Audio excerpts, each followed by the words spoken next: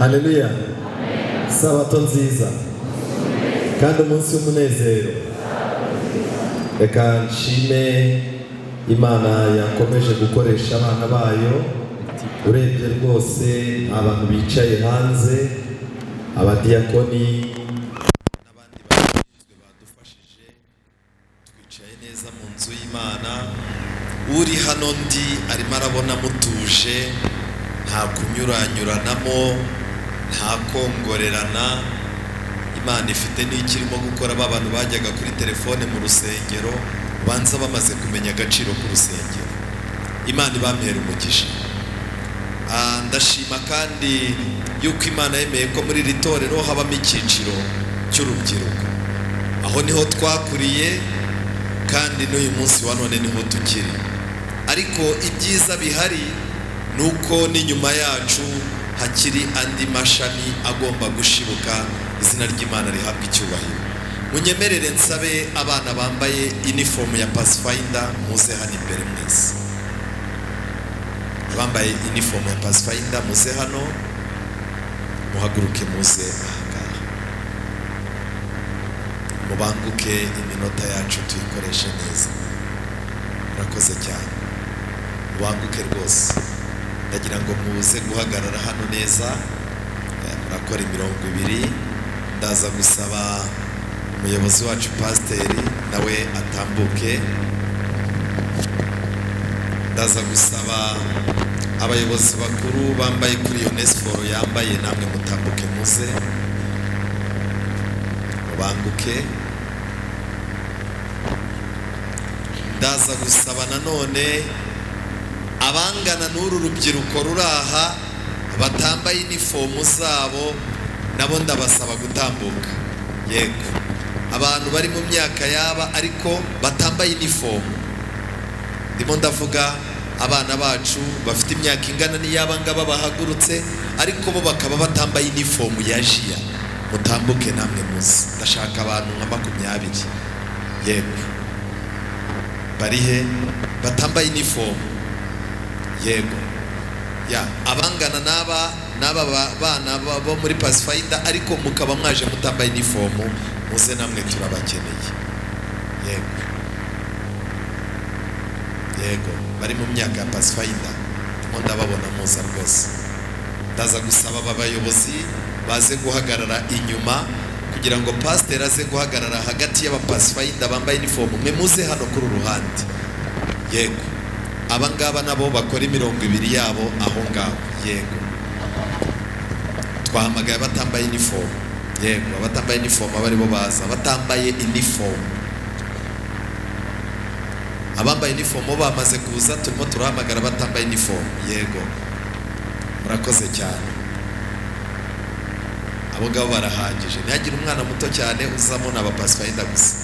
Murakoze. Ndagira ngo rero mushyiremo intera kugira ngo pasiteri ajye hagati yabo. Yego, murakoze cyane. Abayobozi bakuru Imana ibahe umugisha, muhaye abo bantu umwanya. Uyu munsi ni umunsi mukuru udasanzwe wabo bita abarondabukanda. Abarondabukanda ngaba imyaka yabo, ikigero cyabo ni iki ngiki. Aba bantu kuki ari abantu badasanzwe mu itorero ry'Abadiventiste kugeza ubwo babaha n'umunsi mpuzamahanga? Impamvu nicyo itorero ribateganyamo. Mpamagaye abayobozi babo basanzwe babafasha mu buzima bwa buri munsi, ariko nanone mpamagaye n'abana barimo gukurira mu itorero ry'Abadiventiste barikunda, bahagarariye abandi batari binjira muri iki cyiciro ngo nabo basangire umugisha udasanzwe kuri abo. Kandi mpamagaye pasiteri wacu Uwimana yahaye amahirwe yo kuba yabatiza, kuko iyi myaka barimo niyo myaka myiza yo gutangirira guhindukira abizera bakabatizwa. Kandi pasiteri iyo abatije abana bafite gahunda abagize n'umugisha wo kuzabona abazakorana nabo mu buyobozi bw'itorero nabo azashyingira. Niyo mpamvu kuri iyi tariki ngiye kubabwira impamvu zo kubaho k'urugaga rw'abarondabukanda mbere yuko dutangira kwiga icyigisho cyacu. Nimara kuvuga izi mpamvu 9, pasiteri arasabira umugisha aya matsinda abiri y'abana b'Imana bari mu nzu yayo, kugira ngo aba bana umugambi nyakuri w'itorero Imana yarihaye uzagerwaho mu izina rya Yesu. Impamvu ya mbere uru rugaga ruriho ni ugufasha abakiri bato kumenya ko Imana hamwe n'itorero babakunda. Amen. Imana ikunda abana bari mu myaka ingana gutya, ariko n'itorero naryo rigira gute? Rirabakunda. Ikintu cya kabiri, gufasha abakiri bato kumenya impano bahawe n'Imana. Amen. Umwana wawe numuzana muri aba bana azamenya impano Imana yamuhaye. Cya gatatu, gufasha abakiri bato kugaragaza urukundo bakunda Imana. Bafite amahirwe yo kugaragaza urukundo bakunda Imana, bakora imirimo y'Imana, bayiha impano zabo, bazana amaturo, ndetse banitoza gutanga 1/10 n'amaturo kugira ngo baba abayoboke beza. Icya kane, gufasha abakiri bato kwita ku mikurire yabo mu by'agakiza. Ntabwo tuzakomeza kugenda tubarandata nk'impumyi. Iyo bageze muri iyi myaka, dutangira kubatoza kwishakira Imana ku giti cyabo mu byanditswe byera. Tubonereho kubwira ababyeyi yuko abana bari muri iyi myaka ari byiza ko bagira Bibiliya. Nimubagurire Bibiliya, mubagurire udutabo tw'umwuka w'ubuhanuzi tudakomeye cyane bashobora gusoma bakumva. Icya gatanu, gufasha abakiri bato kumenya urukundo rw'Imana binyuze mu byaremwe. Turabatembereza, dukora promenade, bakamenya ibyaremwe, bakamenya imiti ivura, bakamenya urukundo rw'Imana n'imibereho Imana yagiye yihisha mu byaremwe. Icya gatandatu ni ugufasha abakiri bato kwiga ubumenyi bw'ingenzi. Umwana agomba gutangira mu masomo yacu ya jiya kutwereka icyo azakunda n'icyo azaba cyo uko agenda akura. Iyi myaka ni imyaka myiza yo gukura abana mu bintu byo kuryamira, mu bintu byo kubaho nta kintu bashoboye, bagatangira gutozwa. Natwe hano mu masomo tubaha harimo kumenya icyo umwana azashobora, ukamenya icyerekezo cye. Icya karindwi ni ugufasha abakiri bato kugira amagara mazima. Iyi myaka niyo myaka myiza yo kwigiramo temperance. Umwana akamenya umubiri we, aho kugira ngo ujye uhura nawe umucyurira yahuye n'ikibazo, wahera muri iyi myaka umwigisha. Gufasha, ingingo ya 8, ni ugufasha abakiri bato gukuza ubuyobozi. Aba bana batozwa ubuyobozi, akitegereza abakuru b'itorero, akitegereza pasiteri uko atangira ikibwirizwa, akareba abajyanama b'itorero uko baza ku rusengero, akareba abizera, agatangira gukoresha ubushobozi Imana yamuhaye ngo azavemo umuyobozi. Impamvu ya 9 ari nayo ya nyuma, ni ugufasha abakiri bato gukura mu buryo bw'imibanire n'abandi ndetse no mu buryo bw'umwuka. Tubatoza gushaka inshuti zitazababuza kubana n'inshuti nyakuri ariyo Yesu. Kubw'ibyo rero, abana baramutse babonye aho bahungira mu nzu y'Imana, babasha kuzaba abantu bishimye kugeza bashaje. Ndashimira Imana yatuzanye turi muri iyi myaka, ikaba yaradukuje tukaba tungana gutya, ariko nsaba n'abandi yuko hano ku rusengero nibwo buhungiro bwizewe bwafasha abana bawe. Imana ibaha umugisha. Ngiyi impamvu yatumye ku isi yose itorero ry'Abadivantisiti rishyiraho abarondabukanda. Ndagira ngo rero mbasabe muhagurukiraho muri aba bari imbere bo bapfukame, pasiteri asabira umugisha aba bana, asabira umugisha n'aba ngaba bitegura kwinjira muri iki cyiciro. Imana ibaha umugisha. Reka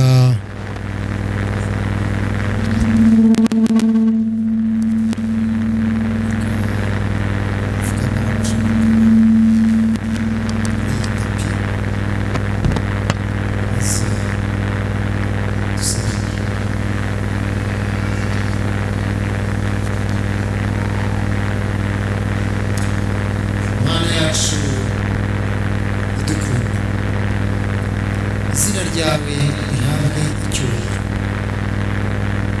Turagushimira cyane ko ukunda abasore kandi washyize muri iri torero icyiciro kibitaho kugira ngo abana bacu bigiremo kubaha. Niyo mpamvu dupfukamye imbere y'ubwiza bwawe kuri uru ruhimbi, nsabira aba bana kugira ngo ukuboko kwa Yesu kubakoreho, maze ubahe umugisha, ubarinde ibibi, ubarinde inkongi y'ibyaha yibasira urubyiruko rwo mu minsi y'imperuka. Ujye ubarinda imyifatire mibi, ahubwo batoze kukubaha no kukubahisha. Ubahe kuba bizera beza, bakunda itorero kandi bumvira, maze begukire mu ijambo ryawe. Nibakunda Bibiliya no gusenga, nawe ujye ubaha umugisha. Ubafashe no mu by'ubugingo, kuko isi y'iki gihe nayo ikeneye ko tubona ibitubeshaho. Uzajya ubaha umugisha wo kubona uko biga neza, umugisha wo kubona ibibatunga mu miryango yabo, bazakunda umurimo, bazaba abakozi bateza imbere imiryango yabo, itorero ryabo ndetse n'igihugu cyabo.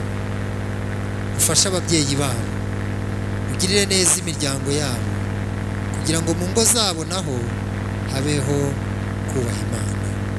Ukomeze ubane natwe muri iyi gahunda yo kukuramya, maze n'aba bana bawe batarinjira neza muri iki cyiciro, ayaba amahirwe yo gutuma nabo bagikunda kandi bafata icyemezo, kugira ngo n'abandi bana b'iri torero bose batakundaga icyiciro cya jiya, nabo Data uhereye umunsi ubahe kugira ngo bamenye agaciro k'iki cyiciro, maze bacyitabire. Umugaragu wawe ukomeje kudufasha muri gahunda yo kwigisha ijambo ryawe, umwuka w'Imana mumurikire, tubigusabye mu izina rya Yesu, amen.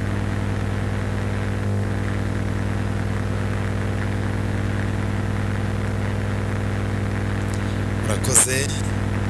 Bangahe bavuga bati Imana idufashe abana bacu n'abo turimo kubyara bakurire mu nzu y'Imana? Amen. Ikiganza muzamuye Imana igihe umugisha kandi gihere mu izina rya Yesu. Reka nsabe rero basubire mu byicaro.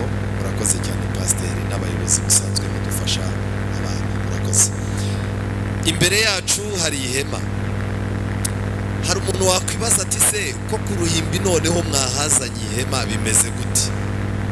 Igihe Abisiraheli bavaga muri Egiputa, bari bavuye mu buzima bwo kuba mu mazu, bari bahindutse abagenzi babimukira. Imana yabategetse yuko bagomba kuzaza bagenda bakabamba amahema, ariko Imana nayo ipanga yuko nayo izazana ihema ryayo rigatura hagati y'amahema y'abana bayo. Insanganyamatsiko twatangiye nimugoroba ku batari bahari iravuga ngo kubambana ihema cyangwa gukambika hamwe na Yesu. Abisiraheli iyo baramuka bagize umunsi umwe wonyine ihema ry'Imana ritari hagati yabo, bari gupfa bagashira. Dufite rero umugisha. Abapasifayinda, abarondabukanda iyo babonye ihema hano, bakabona amabendera hano, bakareba ibyo twebwe abayobozi babo twambaye, buri cyose bazi ubusobanuro bwacyo. Ariko iyo twitegura kujya kuba ahantu runaka, hari ibikoresho dutegura. Ibyo bikoresho dutegura rero biba bizadufasha mu rugendo kugira ngo tuzabe mu nkambi neza kandi tuzataha amahoro. Uru rugendo rw'ubuzima turimo, uru rugendo rw'iby'umwuka turimo, narwo nuko bimeze. Ntushobora kubaho ngo ihema ryawe ribeho Imana idaturanye nawe, mutari kumwe muri iryo hema ngo uzagire icyo ugeraho. Nshuti zanjye, nagira ngo tujyane mu cyigisho twateguriwe n'ubuyobozi bwacu ku rwego rw'isi. Tugiye kwigana icyigisho kivuga ngo ubuvumbuzi bw'abarondabukanda. Abarondabukanda, kubera iki babisa abarondabukanda? Hari impamvu. Ubundi pathfinders ni abantu bagenda imbere bagiye gushaka inzira, kandi bakaba bafite icyizere ko hari abandi bazaca muri iyo nzira babonye. bishoboka ko aba bana kandi turabyizeye neza hari abaciye hano bashakisha inzira yo kumenya Imana, ubu tukaba dufite ababyeyi batangiye kuza gusenga hano kubera abana babo barararitswe n'abandi. Icyigisho tugiye kwiga gifite insanganyamatsiko rero ivuga ngo urugendo rutangaje hamwe na Yesu. Urugendo rutangaje hamwe nande? Hamwe na Yesu. Ndagira ngo nifurize isabato nziza abarondabukanda. Uyu munsi ndishimye cyane kubana namwe tuganira ubutumwa bwiza, kandi tugiye gufatanyiriza hamwe kuganira ijambo ry'Imana, twige ku bigendanye n'urugendo rutangaje hamwe na Yesu. Mu rugendo urwo ari rwo rwose, twebwe abajiya ntabwo tujya tugenda nk'uko abandi bantu bagenda. Abandi bantu ahamagara umuntu kuri telefone akabwira ati harya bategeraho imodoka zijya i Bugande, agahita akubwira ati ni muri gare uzareba ibimodoka binini. Ariko mbabaze, muri gare ibimodoka binini byose bijya i Bugande? Urumva utangiye urugendo nabi. Wahagera ugatangira ukareba umukomvayeri ukamubwira uti shofe mugiye kugenda. Umuntu arikorera imizigo, umwise shoferi. Icyo kiba ari ikimenyetso muri gare umuntu uhageze wese ahita avumbura yuko uri umuntu w'injiji ku bigendanye n'iki? N'urugendo. Twebwe rero abajiya, urugendo rwacu rutegurwa nk'uko abana b'Imana bitegura urugendo. Ikintu cya mbere duhera ku ikarita y'urugendo, kuko kukubona wambaye nk'uku nambaye urimo kugenda uyoboza ngo Nyabugogo ni hehe, bambwiye ngo icyapa cya gatanu ni iki? Umuntu ahita avuga ati uyu muntu nubwo yambaye gutya ariko ni injiji. Ndashaka kubabwira yuko iyo tugiye gutangira urugendo rwacu rutangaje, icya mbere tugomba kuba dufite ikarita y'urugendo. Iyi karita y'urugendo rero yacu mu buvumbuzi bw'abarondabukanda iratangaje kandi itanga amakuru yose. Iyi karita y'urugendo ishushanya iki ku rugendo rw'umukristo? Muri Zaburi 119:105 Bibiliya iravuga ngo ijambo ryawe ni itabaza ry'ibirenge byanjye, ni umucyo umurikira inzira zanjye. Kubw'ibyo rero, nk'uko ikarita ituyobora mu rugendo idufasha kunyura ahantu tutazi, ni nako Bibiliya imurikira inzira yacu ikatwereka inzira tunyuramo muri uru rugendo rutangaje hamwe na Yesu. Amen. Kubw'ibyo rero umuntu ufite Bibiliya ye afite umugisha, ariko atari ukwigiza nkana. Ndagira ngo ndebe umuntu ufite Bibiliya hano, shyira hejuru, shyira Bibiliya yawe hejuru. Mu bapasifayinda namwe muzishyire hejuru. Ubwo umupasifayinda udafite Bibiliya araba buri ikarita y'urugendo. Yego, Imana ibaha umugisha, murakoze cyane. Kirazira gufata urugendo rwa kure udafite ikarita. Icyakora muri iyi minsi y'iterambere, ubu dufite iterambere muri telefone ushobora gukoresha, bakakwereka map, bakakwereka imihanda ijya ujya. Kuri telefone nayo ni ikarita mu buryo bw'ikoranabuhanga. Ariko kirazira guhaguruka ukagenda udafite impamvu ugiye. Kirazira guhaguruka ukaza mu by'agakiza utazi ibyo ugiyemo ibyari byo. Ijambo ry'Imana ritubwira ngo iki? Ritubwira yuko nta muntu n'umwe ukwiye kujya kubaka inzu ngo abure kubanza kwicara ngo arebe ko afite ibizayuzuza, kugira ngo naramuka yubatse ikagera hagati ikamunanira, abantu batazamuhindura urw'amenyo.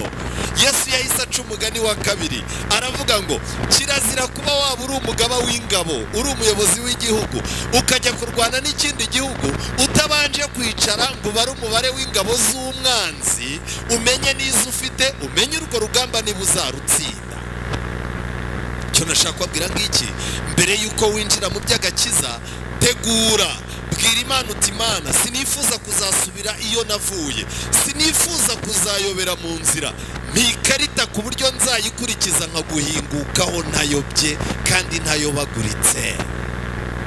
Iki kintu gikomeye umuntu uzabona rero ava muri iri torero ugasanga yaguye, yagarutse, imiyaga yose ije imujyana, indi mugarura, hakaba haje iki? Ubu noneho haje ibyo bita, haje ibindi bintu by'inuza byitwa mpox nabyo. Ubu hari abandi bagiye kugwa nanone, ejo nanone hazaza ibindi. Mu minsi ishize abifaranga baraguye, abandi baratangira. Reka ngira ikintu mbabwira, iyo ufite ikarita uba ufite icyizere yuko igihe wahagurukiye byanga byakunda uzagera iyo ujya iki amahoro.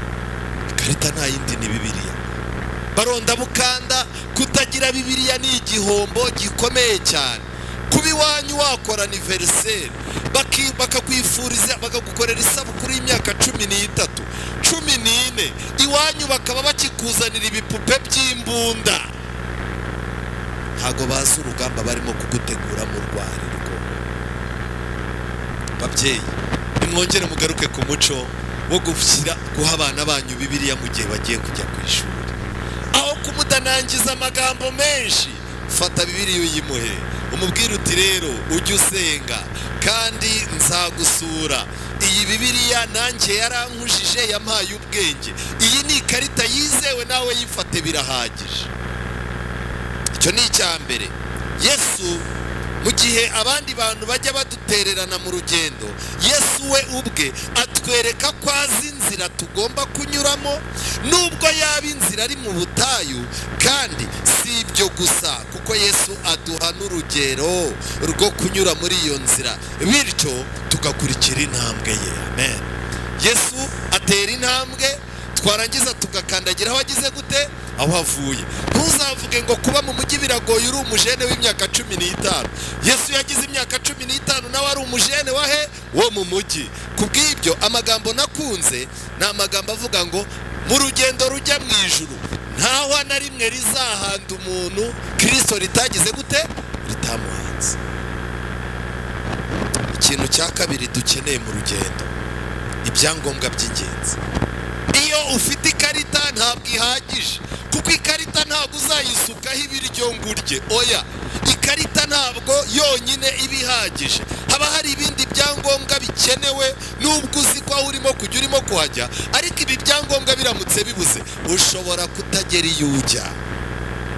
Nk'abaronda bukanda turabizi neza ko mu rugendo rwacu tuba dukeneye ibikoresho bitandukanye twatwara. Urugero ni igikapu cyo mu mugongo. Umuntu wese ujya mu ngando agomba guheka urukapu. Abasirikare mujya mubona bahetse ibikapu. Kiriya gikapu cy'umusirikare gupakiramo ibintu ugomba kuba ufite ubuhanga bwo gupakira. Ugomba kuba uzi urugendo ugiyemo, aho ugiye kurwana n'intambara ihari uko imeze, ukamenya ngo harashyuha cyangwa harakonja, ukamenya ngo haba inzara cyangwa ntiyihaba, ukamenya ngo ni ku rutare cyangwa ni mu butaka. Rero iyo uhetse igikapu ugaheka ibintu utazakenera mu rugendo, uba ufite ikibazo. Niyo mpamvu tujya tugerageza gutwara ibiryo, tukagerageza gutwara imigozi tuzakoresha twurira ibiti, cyangwa se iyo migozi tukayikoresha dukura ibintu mu myobo n'ahandi, kandi iyo migozi tukayikoresha dufunga amapfundo. Tugomba gukenera uburingiti bwo kuryamaho ndetse n'ibindi. Ibi bintu bijya mu gikapu kuko bihuje isano n'urugendo tugiyemo. Ariko nagira mbabaze, niba turi abantu biteguye akarengane, impamvu tujya mu ngando General Conference yashyizeho harimo n'impamvu ivuga ngo gutoza no kwibutsa urubyiruko akaga kari imbere y'itorero. Ariko nagira ngo mbabaze, ubu niba mu rugendo rwawe rw'iby'umwuka, mu gikapu cyawe aho ubika ibyo uzifashisha mu rugendo rw'iby'umwuka, niba warahashyizemo kumenyekana, ukahashyiramo ibyubahiro, ukahashyiramo ijwi n'ibiki, dukeneye ibintu bifatika. Mu gitabo cya Bibiliya urwandiko rwa mbere rw'Abakorino igice cya 13 umurongo wa 13 hatubwira ibintu umukristo agomba kuba afite mu gikapu cye. Ikarita twayiborero bashobora kutamenya ibyo urimo kunyuramo, ariko ku rundi ruhande nanone Yesu we akwereka ko aho waba uri hose ndetse n'aho wagera hose bishoboka, ntabwo ashobora kudusiga twenyine. Amen. Hari igihe Yesu yiyizira ukavuga ngo ese ngo kwitorero ngo ntarimo kubabona. Hari igihe Yesu yanga yuko abantu bakuzanaho akajagari akabanza kitabarira. Yohana 15 umurongo wa 15 Bibiliya Bibiliya iturangira inshuti nyakuri. Yesu aravuga ati sinkibita abagaragu kuko umugaragu atazi ibyo shebuja akora, ahubwo mbise iki? Inshuti. Kuko ibyo numvise kuri data byose mbibamenyesheje. Rero ubwo twebwe turimo kugenda muri iyi nzira, ntitukibagirwe kuganira na Yesu ngo tumubwire ibyatugoye mu rugendo. Amen. Yego, shaka inshuti, ariko Yesu aruta inshuti zose. Uzirinde ko abantu bamenya ibyawe Yesu atarabimenya. Ahubwo numara kubwira Yesu ibibazo ufite, jya utegereza ko azatoranya imwe mu nshuti ze, iyo nshuti akayohereza ikaza kumusurira iyindi nshuti. Abantu bari hanze, hari igihe ajya yicara akaguhamagara akakubwira ati mwaramutse, yego mfite inshuti yanjye yagize ikibazo iki n'iki, none musoni wamfasha? Ugatega ukihuta ukangirayo ko nta wundi muntu mfite aho hafi. Iyo ufite inshuti nziza, iyi inshuti yayo yagize ikibazo, uyoherezaho inshuti yande yawe. Iyo niyo bita shene y'ubucuti. Bapasifayinda ndetse namwe babyeyi batubyara, nagira ngo mbabwire icyo kintu. Igihe tuzaba tugeze mu ijuru, Yesu azerekana ibimenyetso afite mu biganza. Hari abantu bazaba bari mu ijuru batazi ngo ibyo biganza biravaye bijyahe. Bazaba babona Yesu buri mwanya azamura ibiganza, abantu bakabirebamo bakanezerwa. Abantu baze begereye Yesu bamubwire bati buri munsi kuzamura ibiganza kandi tukaba tubona bipfumuye, ibi bintu ni ibiki? Azabasubiza ngo iki? Izi ni inkovu nakomerekeye mu rugo rw'inshuti. Kubw'ibyo rero igihe Yesu yazaga ku isi yaraje kurema ubucuti. Ubucuti buravuna, ntabwo ari ikintu gipfa kwizana. Ariko se ninde inshuti yawe ufite muri no minsi? Hano hari abantu bafite inshuti zabashoye mu nzoga, basigaye banywa inzoga bihishe. Hano hari abantu bafite inshuti zabashoye mu bagore, bakaba basigaye baca abagore babo inyuma. Hari abafite inshuti zabashoye mu gupfusha ubusa ibyo bari baragezeho. Hari abafite inshuti zabashoye mu kuva mu rusengero. Mwene Siraki muri Bibiliya ntagatifu yaravuze ati ntugapfe guta inshuti ya kera, kuko inshuti nshyashya imeze nk'inzoga y'umushyuhira.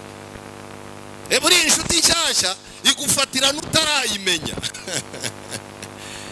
Inshuti nshyashya iratsindisha. Ubu hari abantu bari aha bafite inshuti baharaye, abakobwa baharaye abasore, akaba arimo kugukubirana rwose, arimo kugufatira n'utarahumuka, akubonamo defo imwe yuko ibintu bya Bibiliya byagusigaje inyuma. Uzabivumbura kabaye. Mu rugendo umuntu akenera inshuti, ariko iyo uhuye n'inshuti mbi urugendo kurushobora biba byanze. Imigani igice cya 22 umurongo wa 11, ukunda kugira umutima uboneye akagira imbabazi mu byo avuga, umwami azaba inshuti ye. Amen. Umuntu wese ushaka kuba inshuti na Yesu ni ibintu bibiri: ukunda kugira umutima uboneye akagira imbabazi no mu byo avuga, umwami azaba inshuti ye. Mu rugendo rwacu rero nari ndimo kubabwira iby'inshuti. Inshuti muragendana, mwaba muri mu ngando, bahamagara kurya mukaba muri kumwe, bajya guteresha amapompaje mwatinze mu buriri mukaba muri kumwe. Kenshi na kenshi iyo ufite inshuti mbi mu ngando iragukereza, uhora mu bihano. Ndatanga urugero abo twabanye mu ngando kera. Pasiteri wacu yabaye mu ngando kera cyane. Icyo nashaka kubabwira ngiki: ukigera mu ngando utaranahamenyera, urabanza ukiga buri muntu wese. Utagira gahunda uhita umumenya, umuntu wivumbura uhita umumenya, umuntu wicwa n'inzara agakabya inzara. Hari abantu bakabya inzara, mukigera ahantu bakirimo gutanga amatangazo y'ibikoni ukumva arayuye, ugahita uvuga uti uyu muntu hano ntazagira gute, ntazahashobora. Mwababyeyi mwe nimutoza abana banyu kuba mu buzima bwose, nicyo twigisha muri JIA. Inshuti ugomba kuyitoranya utisondetse, ariko iyo Yesu akubereye inshuti agusiga inshuti zindi nyakuri z'inshuti ze. Ikindi kintu gikomeye tugira ni amahitamo. Mu rugendo iyo udafite amahitamo ntugera iyo ujya, kuko nta muhanda ubaho ari umwe utajya ugira amahuriro y'imihanda. Hari ukuntu rwose umuntu agutwara mu modoka ugakubitamo n'akanyakigali yuko muri abasirimu, mukagenda mwazamuye ibirahure nta n'umuturage w'aho hantu musuhuza, mwarangiza n'abana n'iki bakanarifuti ntimuyibaye kose, ukagenda ufite confidence wumva indirimbo umuziki mwiza muri radio, wagera imbere ukajya kubona ukabona ugeze mu gasantere hari imihanda ine, iyo mihanda yose igize gute irangana, warangiza ukareba ibyapa bikagucanga, hano bacuruza igikoma hari icyayi warangiza ukavuga utahantu ndahavane, ukamanura ikirahure noneho ijwi ukarihindura, umva mama wacu ahindutse mama wacu kandi wamuciyeho utamuhaye lift, egera hino, izi nzira igi runaka ni iyi, kubera iki amahitamo yagucanze. Iyo nawe ari umugome arakubaza ati mugiye, uti ngiye runaka, ati inzira ni iyi, ugaca atari we, yarangiza ati nawe niyo hame mu rugendo rwacu rwa gikristo naho bibamo, iyo uzanye ibikabyo ku muntu hari igihe umukenera, amahitamo arakomeye. Abajiya rero nubwo tuzi irondabukanda, iyo turimo kugenda tuyoborwa n'ibimenyetso twashyize mu muhanda, tugenda tunasuhuza abantu, hari aho tugera tukabasengera ku buryo ashobora kukubwira ati hariya ntimuhace hari imbwa iryana, mukaba murabimenya, ariko mutamusuhuje imbwa yabarya da. Icyo nashaka kubabwira ngiki, menya yuko byanga byakunda, niba utarubatse amahitamo mu by'Imana uzahora uyobagurika kandi uyoboza batakwitayeho. Nk'ubundi buvumbuzi bwose, ubu nibwo n'ubundi nabwo burimo amahitamo menshi, ari aho tujya, ibyo dukora n'ibindi. Gusa ntabwo tugomba gutinya kugira amahitamo na rimwe. Muri uko gushoberwa dufite ubuyobozi. Amen. Imigani 3:5 kugeza kwa 6 haragira hati, wiringira Uwiteka n'umutima wawe wose, wo kwishingikiriza ku buhanga bwawe, uhore umwemera mu migendere yawe yose, nawe azajya kuyobora inzira unyuramo. Amen. Umuntu uzayoba bizaba bitewe no kwiyemera no kwiringira kwe. Umuntu arimo aramenya udusomo twa Bibiliya, akabatunza agatabo kamwe k'umwuka w'ubuhanuzi, agahita atangira agahagara ku muryango w'urusengero ngo iri torero ryarayobye, Imana yarivuyemo. Wasomye igitabo kimwe uzi ibisigaye bivuga iki? Abayobozi b'itorero bakamwegera bati tuza ca bugufi tukugira inama, hari ibyo utarasoma tunagusobanurire. Hoya nta kintu mwansobanurira, ubu ngewe ndi umwigishwa wa Bibiliya uyoborwa n'umwuka wera gusa, nta nama y'undi muntu nkeneye. Harya mbabaza, Paulo amaze guhura na Yesu byagenze gute? Yesu yaramubwiye ngo genda ujye mu mudugudu aho uzabwirirwa ibyo ugomba kugira gute. None Imana ntiyagombaga kwivugana na Paulo ikamubwira iti rero Paulo ngenda kwibatirije ndi Imana, ni ngewe nkwihereye umurimo, uzakorera hana uzajyana. Ibyo byose Imana yaracecetse, yemera ko Paulo ajya kuganira n'abantu b'abanyantege nkeya bari bahagarariye itorero ry'iki ry'Imana, nibo bagombaga kumubwira. Reka mbabwire, tujye tuza aha dutuze dutega amatwi, kuko Imana ifite abo yahashyize bagomba kutubwira icyo tugomba kugira gute gukora. Kandi ikindi, uyu mudugudu turimo ahangaha niho hitwa inzira igize gute igororotse. Nshuti zanjye, iringira Imana. Yesu ntabwo yigeze ayobya na rimwe umuntu wamuyoboje. Kubara igice cya 10:33 Bibiliya iravuga ngo barahaguruka bava ku musozi w'Uwiteka, bagenda urugendo rw'iminsi 3. Isanduku y'isezerano ry'Uwiteka ibajya imbere, igenda urugendo rw'iminsi 3 ibashakira aho gusibira. Amen.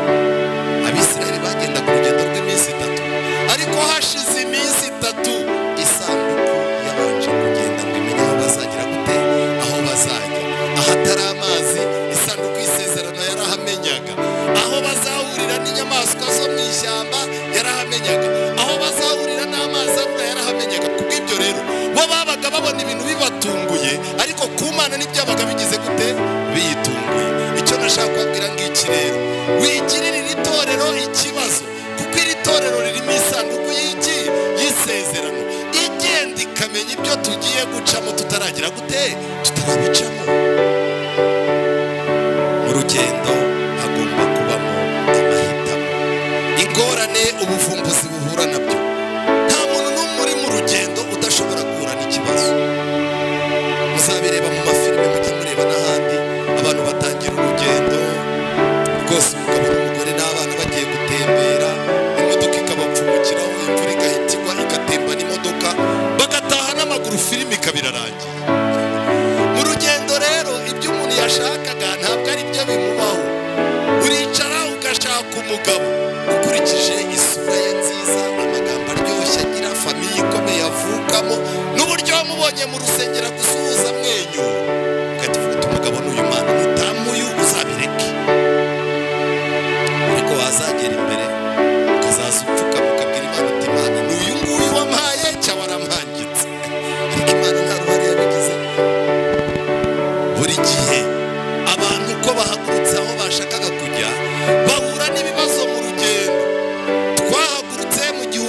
844 hagati aho twagiye duhura n'ibibazo byinshi.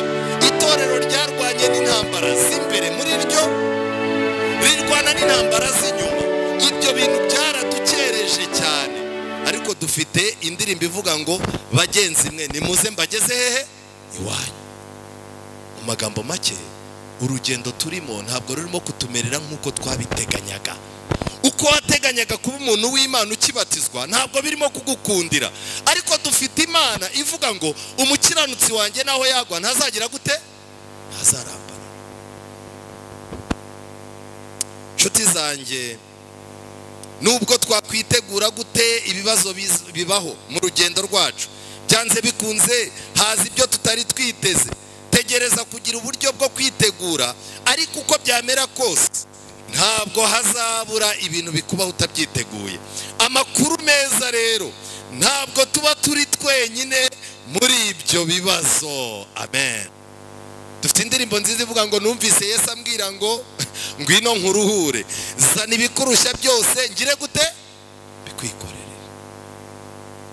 Nshuti zanjye, ikindi kintu gikomeye mu rugendo gituma urugendo ruba rugufi umuntu akaryoherwa ni urukumbuzi.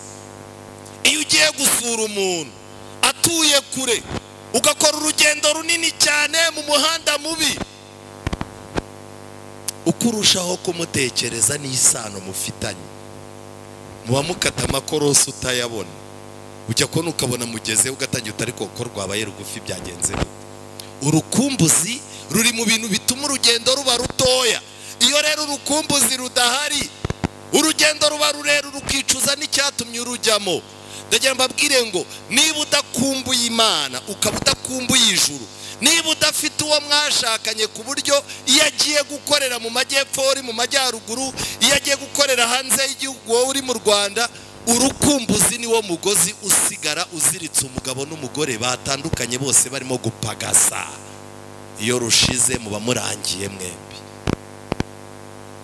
Mu rugendo rero urukumbuzi rugira ikintu kidasanzwe rukora. Ariko nshaka kubabwira, hano turi kumwe n'abantu bagendanye n'iri torero, bagendanye n'Imana imyaka 20. Ni ibiki ujya ukumbura ku buryo urusengero iyo barufunze wumva bagufungiye ibyo bintu ukumbura? Ubu hano hari abantu bo ku Ruyenzi, hari abantu bo ku Kacyiru, hari wenda n'abahandi. Ushobora gusa ugasanga araha atarimo gukumbura ibihe byiza yagiriye ku rusengero rwabo, ku buryo ibyo bihe byiza ari nabyo bigomba gutuma atanga amafaranga kugira ngo inyubako yabo igerweho neza, bazasubira iwabo kugira ngo bya bintu yahabonaga yongera bibone. Urukumbuzi rwo gukurira ku Muhima, gusengera ku Muhima no kuhaba ukabana n'abantu baho bakagufasha nawe ukabafasha. Urwo rukumbuzi rutuma umwizera wacu uri muri Amerika no mu Burayi, iyo tugiye gutangira isabato hano hariya hari umukameramani aricara agatangira isabato nawe online. Ni igiki cy'ukumbura cyane kuva wabatizwa mu nzu y'Imana, ku buryo ushobora kwicara nka Dawidi ukavuga ngo nkumbuye amarembo y'inzu y'Imana. Urukumbuzi ni ikintu gikomeye. Ku musozo w'uru rugendo rwacu uzaba umunezero. Kubera iki? Iyo dusoje ingando twebwe amahema yacu turayazinga, twarangiza iryo joro ntago turara mu mahema, twebwe turara ku muriro w'ingando. Haba hari abantu batsinze ibizami bagiye kwambika amapeti, haba hari n'abandi ikizami cyatsinze, haba hari umuntu wirirwaga abandi barimo kwiga yirirwa agenda akoze mu mifuko, ikizami bakimukubita ariko musoni namwe mwashyizemo uburakari n'ubugome. Iki ni ikizami cyo guha abantu ubuzima bwacanze. Rero ku munsi usoza bamwe baba barimo kuririmba mu munezero ku muriro w'ingando bazenguruka, haba hari abantu bungutse inshuti, ariko abana abantu bagiye bata amanota, abo twagiye dufata mu biryo bagiye mu gikoni tutaboherejemo, abahoraga barwaye mu gitondo wamugeraho saa 12 atumutwe umeze nabi, ariko ibiryo byaza ukabona ariko umurongo abwira ati mwegereyo. Ku munsi usoza buri muntu wese agaragaza anezezwa n'icyo yungutse, akababazwa nuko yagize gute yagaragaye. Kuri uwo munsi rero ducana umuriro w'ingando tukanezerwa, abantu bose baba biteguye gutaha, urukumbuzi rwo mu rugo narwo ruba rwazamutse. Ndashaka kubabwira ngo iyi minsi turimo ya nyuma, buri muntu wese agiye kugaragaza icyo ari cyo. Bamwe bagiye gukorwa n'isoni, bapfe bakozwe n'isoni, bazakangukire gukorwa n'iki? N'isoni. Ndabinginze, tabara ubuzima bwawe. Gukorwa n'isoni ubu ukazapfa ukozwe n'isoni, warangiza no ku munsi w'umuzuko ukazakangukira gukorwa n'iki? Isoni. Ariko isezerano ry'Imana rirambwira ngo mu bagutegereza nta n'umwe uzakorwa n'iki? N'isoni. Nshuti zanjye, Zaburi ya 16 umurongo wa 11 haragira hati, uzamenyesha inzira y'ubugingo, imbere yawe niho hari ibyishimo byuzuye, mu kuboko kwawe kw'iburyo hari ibinezeza iteka ryose. Amen. Umuntu urimo gufata imbaraga ze akazishyira mu biganza by'Imana, akaba azi ko imbere y'Imana ariho honyine hari ibyishimo byuzuye. Baronda bukanda, ntimuzatwarwe no kubona abahanzi b'abahanga baririmba indirimbo bagatumira abantu mu bitaramo bya Primus Guma Guma. Ntimuzatangazwe no kubona abantu amapantaro ari hasi, bambaye ibintu by'ibikweto birebire n'ibipantaro bitabakwira, umuntu agapfuka itama agarishyiraho igipfuko, nta giheri cyaturitse kigize gute kirimo, ukabona umuntu arimo aragenda yagaye amaboko kandi ananutse, ubona ntagara yifitiye. Abo bantu ntimuzakangwe, nabo baba bashaka ibyishimo, ariko ijambo ry'Imana rivuga ngo imbere y'Imana niho hari ibyishimo bigize gute? Byuzuye. Mwisi koko haba ibyishimo ariko bituzuye. Ijambo ry'Imana risoje ritubwira ngo mu kuboko kw'iburyo kw'Imana hari ibitunezeza. Amen. Kubw'ibyo rero, wowe niba ushaka kubaho, fata ikiganza cyawe ugishyire mu kiganza cy'Imana. Ngiki cyifuzo mbasabira nanjye nisabira mu izina rya Yesu. Ese muri uyu mwanya, muri aya masaha, hari umuntu uvuga ngo nahabiye kure Mana, none nje imbere yawe, ndashaka yuko umpindurira ubuzima, sinifuza kuzakorwa n'isoni. Mana, hindura ubuzima bwanjye ubwubake mu buryo bushyashya. Niba uhari ngwino dusenge. Ndararika umuntu ushaka gufata ubuzima bwe akabushinganisha mu Mana. Ndararika umuntu ushaka kuza imbere y'Imana kuko ariho hari ibyishimo. Ndararika umuntu uvuga ngo ndashaka gufata ikiganza cyanjye nkagishyira mu kiganza cy'Imana cy'iburyo kugira ngo mbashe kubona umunezero usesuye. Ndasaba Imana ngo impindurire amateka, imbabarire ibyaha nakoze, nirangiza ingira inkingi mu nzu yayo. Niba ufite icyo cyifuzo ngwino dusenge. Tera inama.